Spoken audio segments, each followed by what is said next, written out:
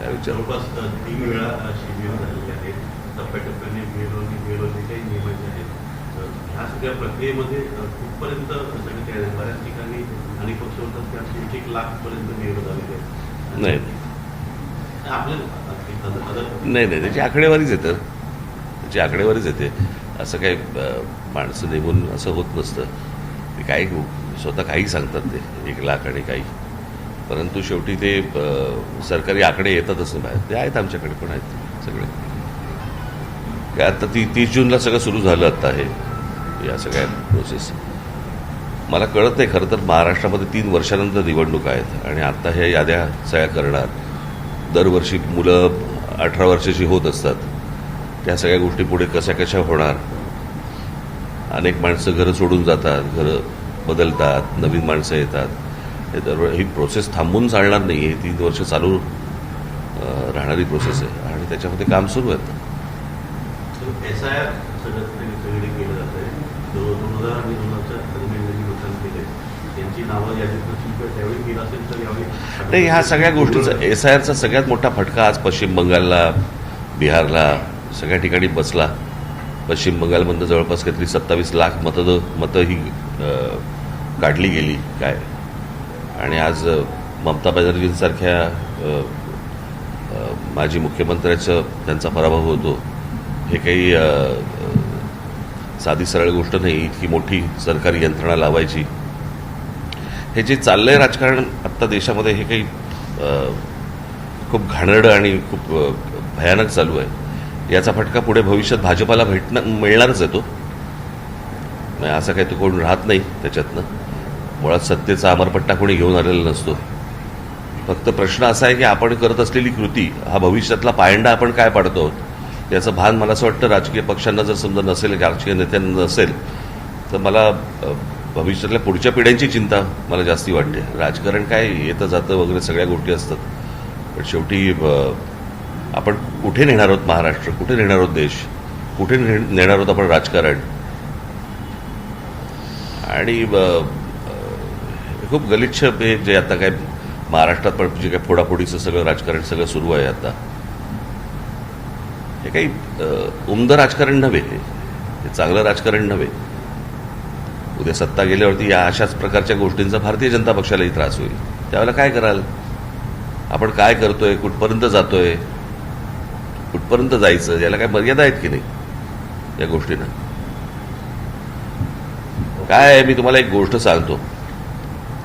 मी अनेकदा आमच्या लोकांना मी सांगत आलो, ज्या वेळेला आजपर्यंत जगात एखाद्या सत्ताधाऱ्यांनी त्यांचा विरोधक अथवा दुश्मन म्हणता येत नाही, पण दुश्मन विरोधक ज्या वेळेला संपवलेले आहेत, त्या वेळेला त्यांच्यात विरोधक आणि दुश्मन तयार झालेले आहेत आणि त्यांनीच त्यांना संपवलेलं आहे.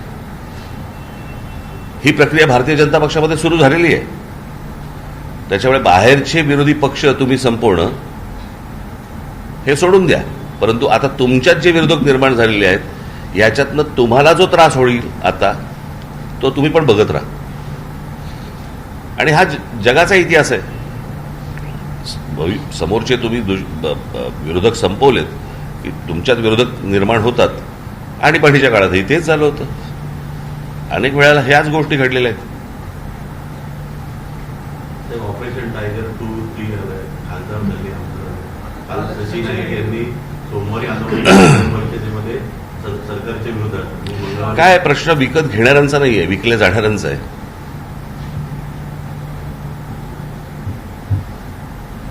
हो की नाही. आता देहविक्रीला जर समजा हे तयारच असतील तर गिराईक आहेतच. आणखी 14 आमदारांनी ते घाणेरडं चालू आहे मुळात. हे कुठच्या प्रकारचं राजकारण सुरू आहे. आणि हे मला असं वाटतं यामध्ये लोकांमध्ये जर समजा तुम्ही जाताच, पत्रकार म्हणून जाताच, लोकांमध्ये संताप आहे या गोष्टींचा. म्हणजे लोकांनी उन्हातानात उभं राहायचं. लाईट बंद कर रे तुझा, लाईट बंद कर तुझा. एवढ्या लाईटमध्ये तुझं एवढासा काजवा काय टिप करतो रे मोबाईलचा.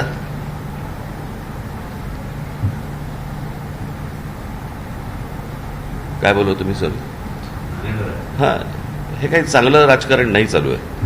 आणि याचा भविष्यात आत्ता जे काही भारतीय जनता पक्ष पायंडे पाडतंय काय, हा मी मागे पण म्हटलं होतं, इथे आपण पत्त्याचा बंगला करायचं ना पूर्वी पत्त्याचा, तसा हा उलटा आहे. त्याच्या खालचा जो पत्ता आहे तो नरेंद्र मोदींचा आहे. तो एकदा सटकला की सगळं कोलॅप्स आहे. कळलं का? आज ठीक आहे, ते त्याला तुम्ही भक्त म्हणा, काही म्हणा, काही असतील गोष्टी, परंतु जे काय आज टिकून आहे ते नरेंद्र मोदींवरती टिकून आहे, या बाकीच्यांवरती नाही आहे. आणि अशा गोष्टींमध्ये तुम्ही ज्या प्रकारचं भयानक राजकारण करतात, खेळतात, हे त्यांनाही अंगाशी येणार आहे. ते महिला आरक्षण बिल आणि हे पहिलं एक ते कोणासाठी सुरू आहे, कोण करतंय याच्या मागे,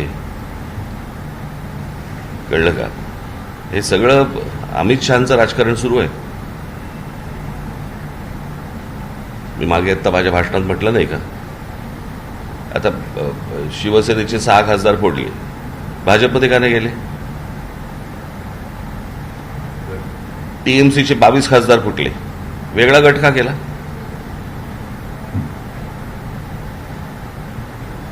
उद्या जर मला त्याच्यावरती दावा सांगायचा असेल पंतप्रधान पदावरती, तर मला हे बाहेरून मला लोक, जर आतमध्ये विरोध झाला तर मला हे बाहेरून लोक मतदान करतील किंवा पाठिंबा देतील. आणि दुसऱ्याने जर समजा कोणी दावा सांगितला तर मी हे जे उभे केलेले आहेत यातला कोणी सपोर्ट करणार नाही.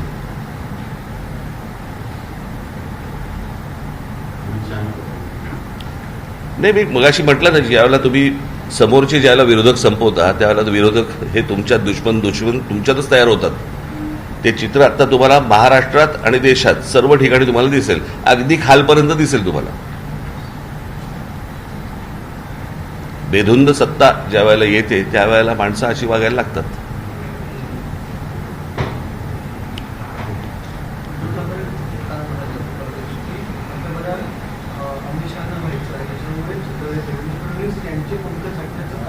आणि मी त्याची माझ्या भाषणात नाही का बोललोय, तेच काय बोलतोय.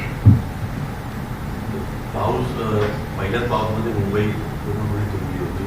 आजही मुंबईत बऱ्याच ठिकाणी पाणी साचले, ठाण्यातही बऱ्याच ठिकाणी पाणी साचले. चेंबूरमध्ये बसवरती झाड कोसळलं, ठाण्यातील जरा मुलाचा, अशा अनेक ठिकाणी झाडं कोसळलं.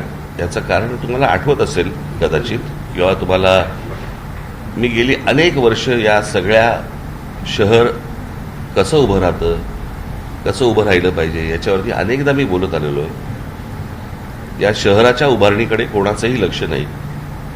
बिल्डरांना फक्त प्लॉट देत राहणं, विकत राहणं, त्यातनं पैशातून राजकारणातून या सगळ्या गोष्टी, एवढंच फक्त महाराष्ट्रामध्ये सुरू आहे.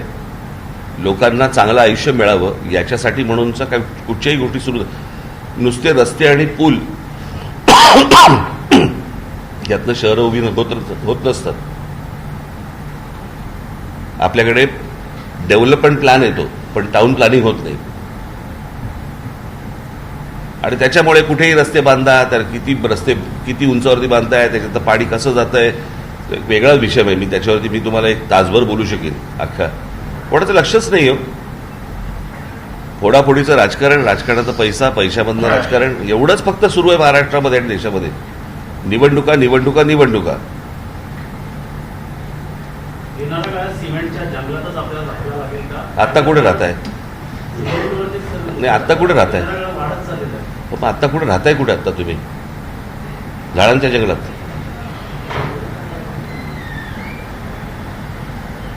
कारण याला काही आकार उखारच नाहीये, कोणाला माहितीच नाहीये काही.